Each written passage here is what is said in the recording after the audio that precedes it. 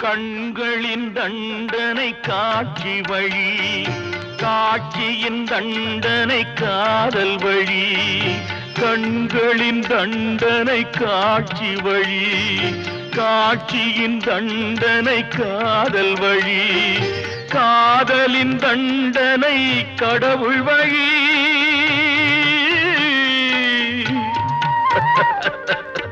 காதலின் தண்டனை கடவுள் வழி.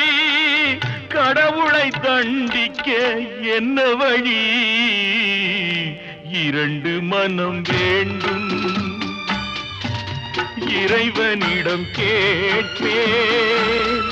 நினைத்து வாழ ஒன்று, மறந்து வாழ ஒன்று.